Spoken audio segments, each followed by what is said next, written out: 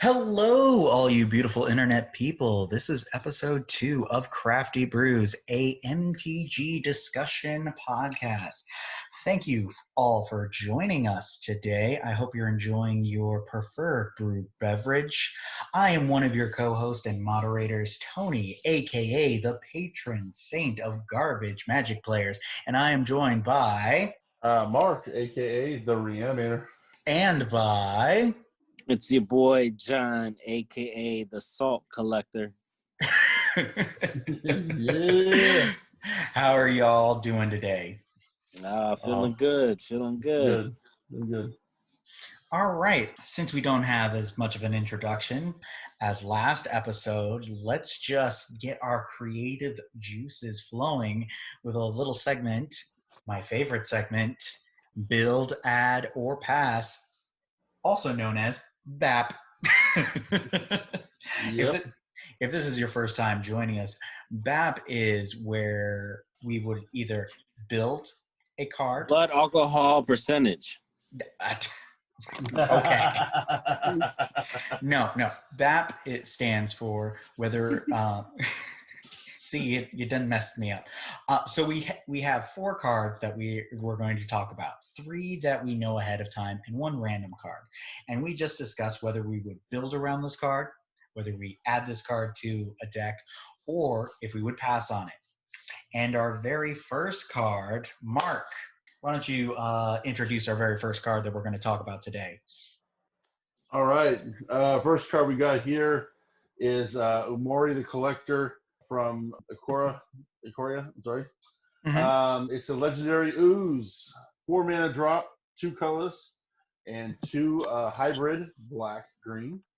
It's a companion creature, which means if you want to have this card outside the game, which means you can cast it from outside the game, kind of like your commander, but you can only do it once. Every card in your deck, your starting deck, needs to share a card type.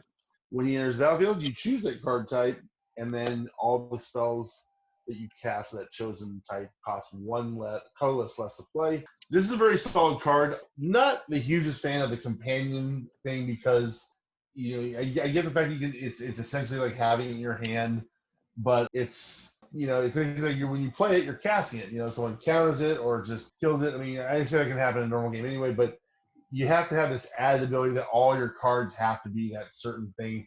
When I'd rather just be commander or just thrown into a deck. I think it's a very solid card in those aspects.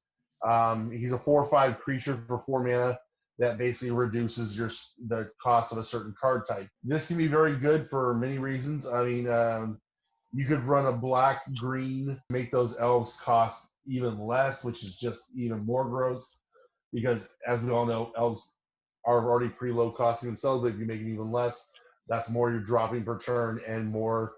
We all know the more elves, the more insane it can start getting.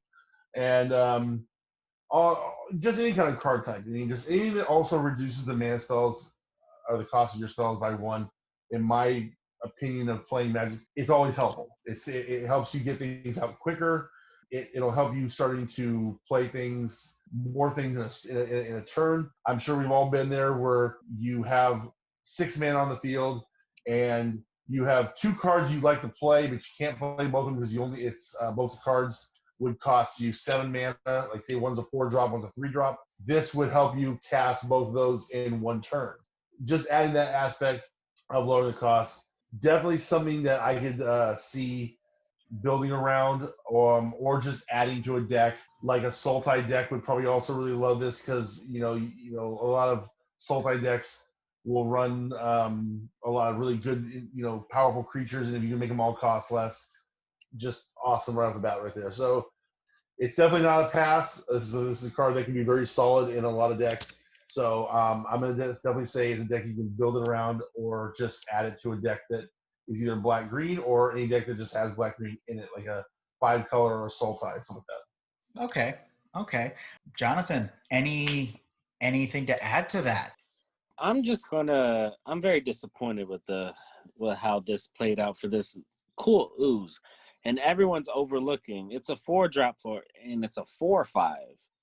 That's a pretty decent stat. But other than that, I mean, I say that about, but where I'm getting at is I'm sad that Glissa, the trader, this card is in 0 decks of her, and I don't understand why. You know what? You bring up a good point. I don't understand. I even looked it up because I was like, when I looked at this card, I was like, that's the first deck I thought of. And and she's an artifact deck. Let me explain what she does. She's black, green, legendary zombie elf. She has first strike, death touch. Whenever a creature an opponent controls is put in from the graveyard, from the battlefield, you may return target artifact from your graveyard to your hand, and she's a 3/3. And then she's already an artifact deck. Slotting him in, you don't even have to put a companion. I wouldn't, but I would just slot him in and just reduce the cost. You have the other one drawer is familiar with the historic cost reduction. You have so many options, and this card needs to marry Glissa. They need to come together and just make an ooze fest of artifacts. Form the union. Yes, yeah, form the union. Get those stats up on EDH Rec. If you have a Glissa deck, take a look at this card. You will not be disappointed. You know what? For a non-gendered ooze, I think it would be a very progressive couple that I'm 100% behind. Do you have anything else to add before I give my 2 cents? Let's throw some spice. Talking about a Glissa deck, and you can throw some spice with the artifact and just cost reduction and artifacts to ping creatures with the first strike death toucher, and just the fact you can There's do a also good one artifact creature that reduces your artifact by 1, isn't there? I can't think of the name of it. Foundry Inspector. Yes. If you're running Foundry Inspector, then you should be running Umori. Yeah, But exactly. Continue, John. Continue. Sorry. No, but like I was saying, you can do some gross stuff, collect some salt from people, do that Mindslaver lock. Just get that mana reduction. Yeah. Rude. And just, get some spicy, get some oregano, get all the seasonings together. Just throw some heat that way. But that's about it. I want to add, but my verdict, actually, strong believe. I honestly think you can believe you can build a deck around it and it'll still be efficient because mana reduction is life. It's like Mark hit on a lot of good points about playing 1 spell a turn versus 2 is a big factor, big tempo factor to get some mana reduction on your spells or whatever card type. Yeah, whatever artifact you're using. One artifact I also choose. I kind of forgot to put on that little front there for you, John. The Helm of Awakening. It does. I understand that it does. It's kind of a group hug card. It does say everybody, but everybody's spells cost 1 generic less. So if you have the Foundry, if you have that out, and you have the Umari out, my God, -3 to your artifacts. Could you just imagine the plays that you're making, especially if you're dropping Soul Ring for free and all these other artifacts for free, and you're getting more mana? Oh man. Okay. Bro, hold on. You made me have an epiphany. Hold on. I need to throw some love to this card because it just dawned on me. This is a hot take. This is everything. New heat coming at you right here. Oh my goodness. What about Helm of the Host? Jesus. Jeez. Yep. Okay. And you choose every card type. You can go down the list and or you could just stack up heavily. Oh, it's just beautiful. All right. That's my thoughts. Okay. Definitely add this, build this, buy this, try it out. It's a fun ooze tribal. Have fun with it. Okay. Yep. Okay. So my opinion on it is because I like to mention, the other formats. It's not going to do a thing in any other format. Like, let's be real. It costs too much. If Foundry Inspector can't do anything in any format, this card isn't going to do anything. And also with the weakening of the companion mechanic being nerfed, it's just not going to do anything in any of the other formats. Now, to jump on what my brother mentioned about Glissa, I just want to say, seriously, listeners, seriously, they need to be on the same page. Glissa needs to be on its page, and it needs to be on Glissa's page. Please, we need to make that happen. Let's make it happen, listeners. With that being said, I think you could also do a really cool 5-color deck, all creature deck, with maybe something like Child of Alara as the commander. So that way you have your built-in Wrath, and then you can have other creatures that focus on enter the battlefield effects. So they're like your spells, and just make a really interesting deck if you did want to make Umori your commander. But besides that, I don't really have too much else to say. Mark knows that John is definitely my brother, because he definitely cribbed a lot of the things that I was going to say before I could. A little peek behind the veil. We do not talk about these cards beforehand, so... Hey, I mean, you just gotta look at it. Hey, great, the brothers that think alike. It happens. That's just how it goes sometimes. That's just how it goes. So this is why for the next card, I'll talk first. There you go. Okay, so the next card on the list is Maro Nar. Mouthful right there. Said it right the first time. Okay, so it is 3 black, 5 converted mana cost, legendary creature, rat rogue. All rats have fear. Tap, sacrifice a rat. Put X 1/1 black rat creature tokens into play, where X is the number of rats you control. Okay, so I'm just gonna give you a little preview right here. Build. That's gonna be what I'm gonna say, because I actually have built this deck. I actually built this commander, but not for myself. I built this deck for my friend, Marissa. Shout out to Delaware, good friend of mine. Actually, we're going to play D&D tomorrow. Nice. Anyway, regardless. So I helped her build this deck because she had this Rack Tribal, I guess, legacy deck because it was just a collection of rats, and you have the beginnings of a rat deck, and she was like, "Oh, really?" And then I introduced her to Commander, and then I helped her build it, and it turned out really, really well. And since she pretty much had like most of the cards, it turned out to be semi-budget, and it turned out really great.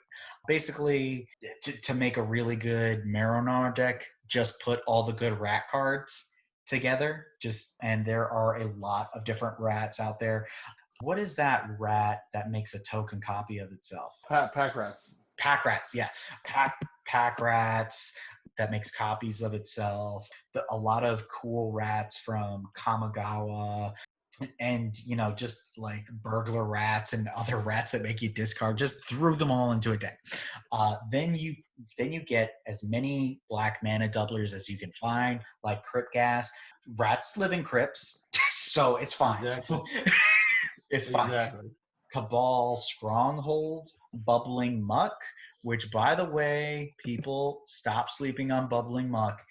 It is the black high tide. It's 1 black sorcery until end of turn. Whenever a player taps a swamp for mana, it produces an additional black. Like, seriously, stop sleeping on it. It's such a good card. Mm-hmm. If you're if you're playing Dark Ritual, you should play this. Anyway, then you put in as many haste enablers as you can. Shout out to Akroma's Memorial. Mentioned that last episode. It gives keyword soup, but the most important thing is haste, which is very, very important to like this deck coming online quickly. And then also your boots, your swift, and your lightning greaves, because you want your commander to be hasty. And then you put Thornbite Staff. Look, another card that I mentioned last week. Jeez, I'm just repeating myself. and you put that on Maronar, not for the tapping ability, but for the other ability, which is whenever a creature dies, untap this creature, and with that effect, Maronar can just keep tapping, and as long as you have 3 rats on the field, you can make a billion rats with this. It's a fun, it's a straightforward kind of tribal deck that you can fill with classically powerful black spells, and it's just a really fun tribe, and it's simple to pilot, so like it's a really good deck for somebody who's just getting into Commander, and you could build it ultra budget. You can build it like semi budget, like I did with Marissa's deck, or you can go just ham and put all the expensive black cards in this deck. But yeah, it's definitely a build. It's a great it's just a great card. And just a shout out to Kamigawa legendary creatures. Like seriously, so many good legendary creatures from that block. You need to return. But that's how I feel about Morrow Nar. Mark, would you like to give us your opinion on Morrow Nar? Yeah, definitely. As I said in the last podcast, being a fan of color black, and just mono black decks in general, of course, it's a very solid card and has the ability to just absolutely go nuts. Just getting all that value off those creatures. I mean, especially with a Skull Clamp being on the field, equip one of those rats with Skull Clamp, you sacrifice it, you're drawing 2 cards, you put a bunch of other ones you can sacrifice to draw a bunch more cards. And let's say you also have Dictate of Erebos on the field, you're making everybody sacrifice all their creatures on top of drawing just more stuff for your deck to just go off even further. So it has a definite ability to be really, really good. And I think it's like what you were saying, it can be very. I've seen budget decks of this. I've seen really strong, like pre-tuned out decks of this before. I personally have never used it as a commander, but I have a good friend of mine used to have one, and it was just insane a lot of times. I mean, and we felt like once he got going, we reached a certain point where we felt like there was almost no stopping it. It's just that's the kind of deck it has the potential of doing. And of course, one of the greatest rat cards of all time you can also run in this deck is Relentless Rats. And Ooh yeah, Relentless Rats. it's for those of you who don't know, Relentless Rats is a card that was originally first printed in 5th Dawn. It's had a few reprints ever since. I know it was in one of the earlier M10 or 11 core sets, and then I know it was also reprinted, I think, in a couple of the Modern Masters. I know Modern Masters 25 especially had it. But basically, it's a 3-drop, 2/2 rat, 1 colorless, 2 black, that says it gets +1/+1 for each other creature on the battlefield named Relentless Rats. Now, I know you guys are sitting there going, wait a minute, Mark. You can only have 1 copy of every card. That's not good. Well, good news, everybody. This card is one of those few cards in Commander that you can actually have multiple copies of, because it says on the text of the card, a deck can have any number of cards named Relentless Rats. And yes, this is not just in Standard. This applies to Commander as well. Now, there's only a few cards that have ever been able to do this. In fact, I want to say off the top of my head, I think there's only maybe 3 cards I think that actually have this ability. I know there's a blue mill card I know that does this. A more creature that was printed more recently, and I think there's another one. I'm just not thinking of it right now. Shadowborn Apostle. Yeah, Shadowborn Apostle. Yeah, there you go. And hey, another mono black card. I don't know how I forgot about that one, because that right there just creates all kinds of shenanigans out there. But Relentless Rats, just the fact that you can have as many of these in your deck, they get ridiculous quickly. And then, of course, if you're running another really good card that I think a lot of people just may not exactly know about is Thrumming Stone.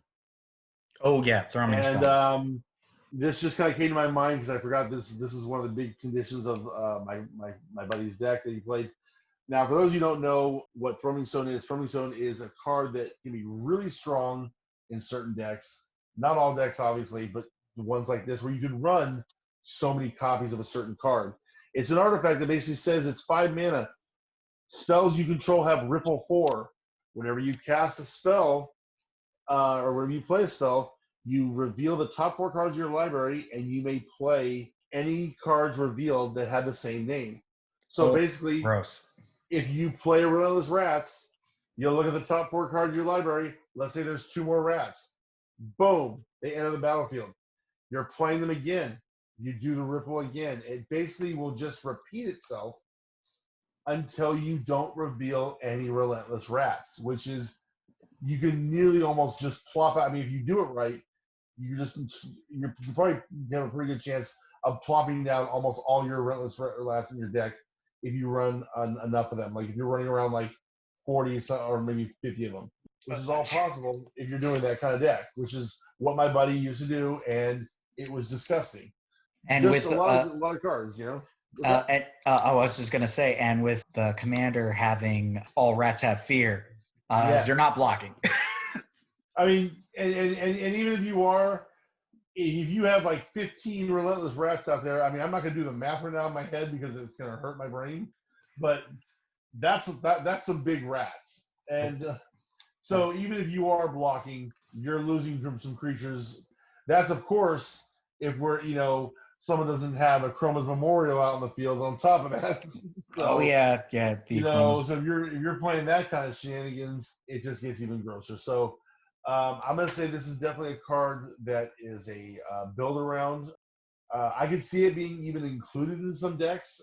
There's probably some decks that can take advantage of that, so I'll say even that too. But definitely build around Commander for sure. Now, again, like I said, I've never had one myself, but I've had friends who've had them. And like you said, Tony, you said you built one for a good friend of yours, and it's a fun Commander. And maybe one of these days I might actually build one, because I have kind of like wondered how it would go and what kind of version I would build for this. So I would say it's a solid build for me. There you go. Jonathan, do you have a different take, a different perspective that we haven't thought of? I mean, honestly, I won't say I have a different perspective. You guys kind of wooed me with the words of this mono black rat rogue, which is awesome. I do want to note on the rogue part, because it kind of matters nowadays with that party mechanic, Oh yeah. And here, shout out to Krim. May he finally make his rogue deck. They still need some help. They still need a lot of help. Yep. We love you, Krim. Sorry, just had to interject. But yeah, I mean, it seems very fun. Like I said, I mentioned about I had a veto deck, and that's my first mono black deck, and mono black is fun. I could see this being so gross, and if you just add in a simple artifact called Coat of Arms in this, and it's just GG's. Yeah, Coat of Arms, definitely. Just if you wanna, it's in the budget, and why not? You're all gonna have rats anyways, so just attack with the fear, and just deal damage and take lives. But on a different take, I mean, I want to go more towards, I can add it, and there's the new Commander Zendikar Rising Precon, Anawan the Ruin Thief.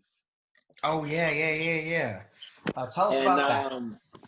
And what he does is he's a 2 colorless, a blue and a black. He's a vampire rogue. It says other rogue creatures you control get +1/+1. Whenever one or more rogues you control deals combat damage to a player, that player mills a card for each 1 damage dealt to them. If that player mills at least 1 creature card this way, you draw a card, and he's a 2/4. Ooh. Like I said, with the party mechanic, rogues matter. Rogues' lives matter. So he is a rogue. He does have fear, so that's pretty good. So he's going to get that damage in, probably 85, 90% of the time, because the fear is so awesome. And if we're going to do shout-outs to cards we already talked about, the card I mentioned in the first episode about that artifact, the birthing Birthing? Birthing bows, bows. Don't quote us on it, but Yeah, seriously. but it's an artifact for 3 colorless. You pay 4, then you tap it, and create a 2/2 colorless shapeshifter creature token with changeling. And changeling means it's every creature type. So in addition, you can attack with your shapeshifters as rats with fear. They count towards the party mechanic as well. It can count for any of the subtypes you need. You So have I the think that'd be rogues. an interesting add. I would add him to that deck just to, because I like fear mechanics. So, that's pretty cool. But other than that, do I have a desire to build a rat deck? Not necessarily, but will I respect it? Yes, sir. Yes, sir. All right, all right. So I feel like that's an ad, not necessarily a build. Yeah. I mean, me personally, I'm not wooed by it, but I would be watching that player who pilots that deck because it can do gross things. All right. Now we're coming up to our third card. Who wants to talk about it? Who wants to talk about it first? I can go ahead and just jump on that one, I guess, right first. The card is Jotun Grunt. It's 2-drop, 1 colors, 1 white for a 4/4 giant soldier that has cumulative upkeep of put 2 cards in a single graveyard on the bottom of their owner's library. And it has probably from the first it is printed was Cold Snap. Old card. Oh yeah, a much older card. I mean, cumulative upkeep says it all right there. I mean, it's that's something that has not been made into a card in probably quite a long time. Mm-hmm. For those of you who don't know what cumulative upkeep basically means is at the beginning of your upkeep, you basically put an age counter on the permanent and then you sacrifice it unless you pay its upkeep cost, which is in this case, which is put 2 cards in a single graveyard on the bottom layer. So it definitely has to be a card that has to be out when people are stacking their graveyards with stuff. When I first looked at this card, I was like, I'm not gonna lie, I thought it was pretty bad. But then I started really because I'm like, well, if someone drops on turn 2, it's probably gonna be dead. It's not gonna live. I'm like, well, that's I was thinking to myself, well, this is not generally probably a creature that you're keeping on the field to attack. This is more of a creature that is going to gain you some, to help you out by tucking some things in graveyards, especially when you're running across people who are running graveyards, reanimating decks, i.e., myself. I personally would hate this card. If someone dropped this against me, it would be very, it'd be something I would definitely want to get rid of. I definitely like to reanimate my stuff. As we all know, I am the reanimator, so it's just how it goes. I know that John personally would probably like to have this card out when I'm playing my Melik Commander deck, which loves to abuse a certain blue spell called Turnabout. And I know that if he had this in play, he would be like, Mark, take that Turnabout and put it on the bottom of your deck, which would really hurt because I'd have to find some way to fetch it out again. It's just one of those things that just like there's certain things you can do with this card that I think are very solid. Now, once again, like we kind of covered before, this is a white card, so I'm not generally much of a white player, so I don't see this going in a lot of my decks because I just don't. In the one deck that I have that has white in it, I don't see it really being much of a use because that deck's pretty put together as it is right now. And I have other ways of removing people's graveyards, aka Kaya's Guile. It's not really an issue with graveyards with that deck, but I can definitely see this being a utility creature to play like later in the game when people start filling out their graveyards and you want to be like if you see someone who just has some disgusting cards in their graveyard like Turnabout for me, or like maybe someone has a Runescar Demon, and you know that they're running a Reanimator deck, they're going to get that Runescar Demon back on the field, or just anything of that type of nature that you'll definitely want to tuck them down on the bottom of the deck. So yeah, so I think it's a good utility creature. So I mean, it's going to be for me, it's going to be kind of how I kind of graded the enchantment, the white enchantment. It's kind of like a pass, maybe add, depending on if I ever build another white, just like a mono white deck, this will definitely be a card I'll probably shove into it. So it's an ad for that aspect, but until that happens, it's kind of a little bit of a pass on my end. So it's a little bit of both. Just kind of how I felt on that enchantment about the shroud on the artifacts. All right. John, got anything else to add to that? Well, I mean, 2 mana, 4/4 with this pretty unique trigger on the I can't say that word, so the Cumulative upkeep upkeep. trigger. Cumulative. It but accumulates. but for the sake of the conversation of this card, whether is it good, I feel like it's meta dependent because, as Mark mentioned, I know his decks pretty well, and he is the reanimator. So if you're in a your meta's heavy graveyard shenanigans, i.e. Madrota, Marins, stuff like that, then it's not a card to look over because it has its value, because tucking at the bottom of the library versus putting it anywhere else, it makes the player have to find another way to get it out, like Mark was saying about the turnabout. So it has those perks. You only get it once per upkeep. So, I mean, you got to wait a whole rotation. It's a very loose ad for me. If I make another white deck, I'm definitely probably going to run it because I do Marcus in my pod all the time. So, yeah, there's that. But outside of that, I mean, very meta dependent, very loose ad, but a 4/4 nonetheless. So it's okay. Mm-hmm. And meta dependent ad in a white deck. One thing real quick too is that Mm-hmm. I know that John, when he does build his white deck, I know it's going to happen. I'm going to run my Melik deck. And the first time he ever can tuck my turnabout from the graveyard, he's just going to be like, and worth it. Because it will get bounced or shot down or something. It will not live. Exactly.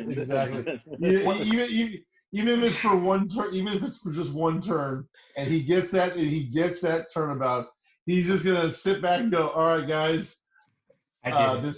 this as Jim Carrey said, this house is clear." Okay, so you know what? I agree with you guys. I agree with you in a lot of this because I do think it is meta dependent, but I think I'm a little bit more enthusiastic than either of you guys on this card because like I think the greatest strength of this card is the fact that it's not super powerful. Like it's not something that has to die when it hits the board. And in a lot of commander games, you'll see, powerful creatures going out onto the battlefield and you have to answer them right away or you lose. You just lose. And when you're playing your cards and stuff and getting them blown up and things like that, that sucks. But this card right here is sneaky. It's sneaky because it's just a 4/4. It's basically just a vanilla 4/4 with perceived downside, you know? But what it can do for you is it can sit on the battlefield because let's say we're in a pod and you have your Melik deck and I'm playing the mono white deck and my brother has Veto and he's got a bunch of creatures that are draining you of life, being obviously threatening, right? You're going to use your premium removal spell on his commander or something like that. You're not going to spend your premium removal spell on Jotun Grunt. That would be a waste. But here's the thing. When it comes up to my turn and I go, oh, cumulative upkeep, I have 2 age counters, I'm removing 4 cards from your graveyard. That is literally devastating to your deck and how it functions. So that's where I think the beauty of this card is that it has a utility that is worth running and it's so cheap. On turn 6, play this in a four drop card and feel like you did something. Like you can sneak this card in during your turn, and people are going to be focused on the other stuff that you're doing rather than this, while it's quietly doing its work, being like, no, that turbo mill deck isn't going to mill you out. No, that reanimator deck isn't going to get the goodies that it wants.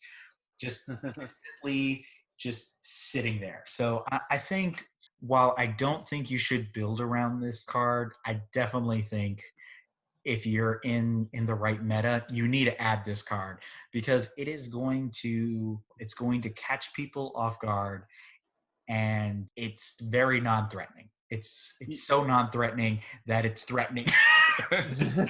You know, one thing I want to add to this real quick before you finish up here is that I just thought of another little scenario that'd be pretty good with this. Mm-hmm. Let's say you're running a pod and you have this guy on the field. The person who goes like right before you has I don't know a couple like decently beefy creatures on the field, and you're playing against someone who's playing Marin. Mm-hmm. What's a creature that Marin decks all have in common and love to abuse the heck out of as Spore Frog? Oh yeah. Have your opponent maybe make some kind of like a little arrangement with him. Say, hey guys, he's Spore Frogging us every turn. We're not being able to do any commander damage to him. Let's go ahead and attack him.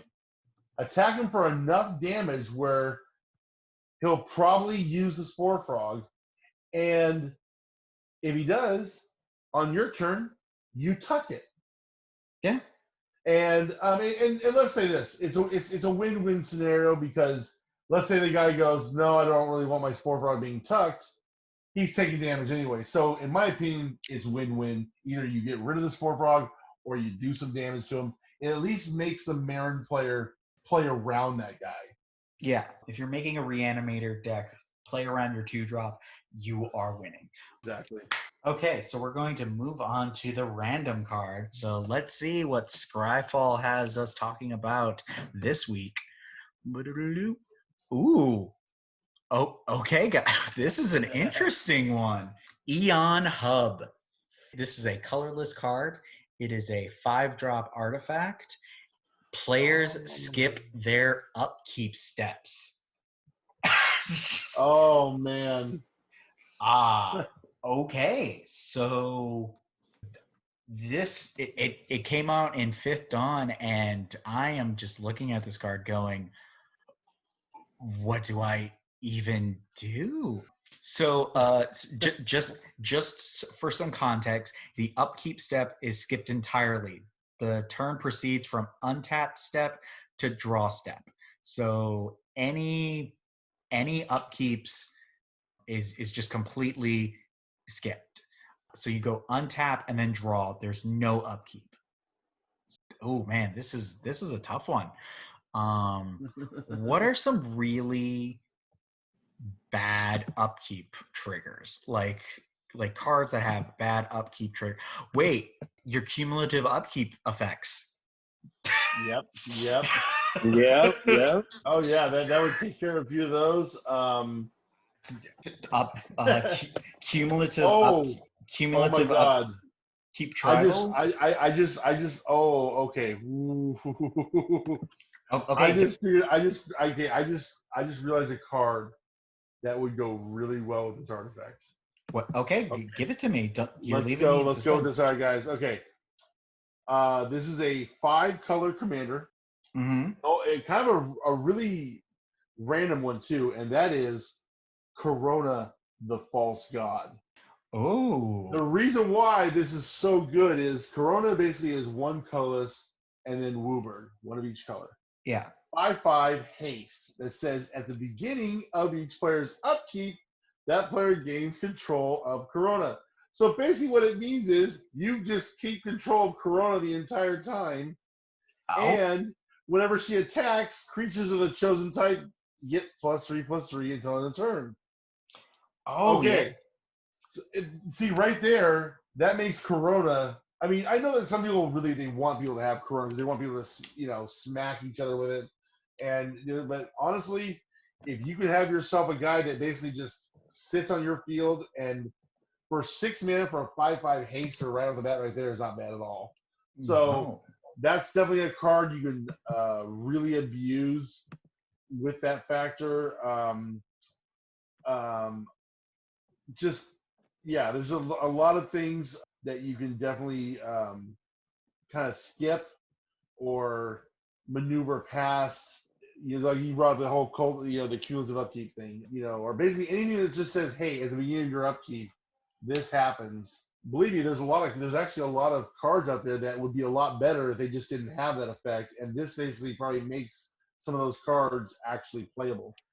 Actually, and makes cards that are already playable even better. May I suggest to the court of our podcast, Mystic Remora for one. Oh my god! Ooh. Oh my god, that card makes that card ridiculous. Oh my! You never lose it. It's basically a 1 mana. Everybody has to pay 4 for their things, or else you draw a card. Yes. Also, okay. I have 2 more cumulative upkeep cards that I bet I can name one. I mean, I don't know. These are obscure cumulative upkeep. But go ahead, name one. Well, I could tell you a good one. Okay, give it to me then. Glacier. Was it Glacier? Glacial Classic? Chasm. Oh my god, I didn't even think of that whole. This man over here. You run it in your Gitrog, but you don't need to let people know that I got a spiky deck. Just put me on blast like that. Hey. All you gotta do is say Gitrog. I've been talking about Mark's deck this whole podcast. The whole jumpsuit grunt was about Mark. and come on, Tony, let's be real here. It's Gitrog. It's spiky just by the name of the general. I mean, everybody knows that Gitrog decks are never generally very fair decks. Okay. It's just how it is. He's just one of those generals that you look at and go, you know what? No. F that guy. F that guy hard. Okay, so I just want to say these 2 other cumulative upkeep cards. I'll give my verdict on this. Naked Singularity. It is it's another 5-drop artifact that has a cumulative upkeep of 3. I would only run this card in a 5-color deck, and the reason being is because its effect for this huge cumulative upkeep is, if tapped for mana, plains produce red mana, islands produce green mana, swamps produce white mana, mountains produce blue mana, and forests produce black mana instead of any other type. So, in this hypothetical deck right here, if you have these 2 out, you're just like, all right. Everybody plays different colored mana, and you don't have. Yes. I'm so sorry. No, I completely agree with what you were saying right there. That card is absolutely nuts. That card, but for some reason, I just got a jolt to my brain of a card that this card can absolutely just maybe even a little more gross than what you just said. Okay. Hey, give it to me. Okay. Imagine no upkeep and having stasis on the field. Oh no. Stasis. Now, for all those who don't know what stasis does, it says it's an enchantment that says players do not get an untapped step, and you have to pay 1 blue mana to keep the enchantment. And it says during your upkeep, you pay the 1 mana to keep it on the field. So, yet this is another Mystic Remora type effect that will basically just you won't have to pay any mana into it. And you can literally just play, obviously if you're playing blue, you're probably playing some draw spells. You'll probably make sure you hit your land drops, and you'll play, and just playing stuff like the card I mentioned earlier. Imagine having Turnabout in your hand, and you just untap all your lands while everybody else is all tapped out. Okay. And then you play stuff like Mana Short against your opponents, which taps all their mana. Okay. Oh, that could get gross and quickly. Dear listeners, please forgive us. We have gone to a dark place. A dark evil, a I dark and think evil. I think we're now I think we're kind of encouraging everybody to build a 5-color control deck with this card, and they're all going to just go out and buy all these cards and be like, all right, guys, GG's, I got this. The thing is, like I feel like if we did research on this card, we could probably spend like 2 hours just talking about the different effects of what we could do if we didn't have an upkeep. Aren't there some cards that like lose you the game if on your upkeep or something like that? Like, Oh yeah. yeah, so dear listeners, list those cards in your comments of other things that being able to skip your upkeep step would be good for. Just list those things in the comments. Oh, John, you have remained silent. Do you have anything to add to our Eon Hub discussion? I'm just looking at. I'm just pondering I can't say that word. The upkeep triggers to turn them off. I'm gonna give an interesting one to throw in this topic. It's pretty cool, I would say. It's an older card. I don't know what set that is, but it's Halls of Mist, and it's a land. Ooh. And it has that word upkeep for one colorless. Cumulative. Anyways, so it's one generic mana every upkeep. That's the trigger. And it says no creature can attack if it attacked during its controller's last turn. Oh, man, that just messes things up. Ooh. So it pseudo freezes. Well, not freezes or frost, but it's just some spice. I just wanted to bring some spice to the table. Would I build a deck around it? It sounds pretty fun what we've been talking about, so who knows? I mean, cumulative upkeep tribal deck, it sounds like it could be a lot of fun if you can get Eon Hub fire off. I would probably want to like make a bunch of copies of Eon Hub and be like, if you think you can, you've gotten through my first Eon Hub, but can you get through my second Eon Hub? It is indestructible. It's kind of like a perfect example of how I was mentioning Corona the False God. I mean, you could have that be the commander for the deck, which means you run all 5 colors of EDH, which means you're running all the best cards, and including, we were just talking about this last podcast. This is a perfect example of where that mono white enchantment would shine. Your artifacts can't be the target of spells or abilities. Oh, Hannah's custody coming in hot. You get that sucker on the field, and it's like, okay, guys, we're not going to have any effects. I've got stasis on the field. I've got this on the field. You guys want to just call it a game? Okay. Dear listeners, you don't have to run stasis. It's okay. Don't be a degenerate like Mark. Don't be a... I'm sorry, everybody. I'm just a degenerate.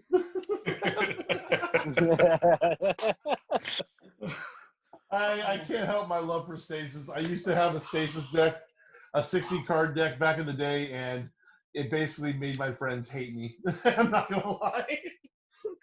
Okay, since we kind of went off the rails with that awesome card, I feel like I think we're all in a build. You know what, dear listeners, if you'd like, leave in the comments whether or not you would like a Crafty Brews podcast where we build this deck with Eon Hub. Let us know if that would be something that you would like a deck tech, where or something like that. Just let us know if you would like this deck. Just know, guys, I'm not saying that word because I can't say it right now.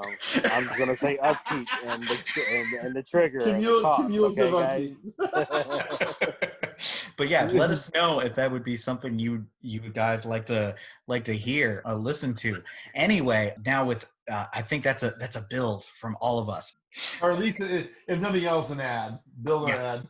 Yeah, definitely. Okay, so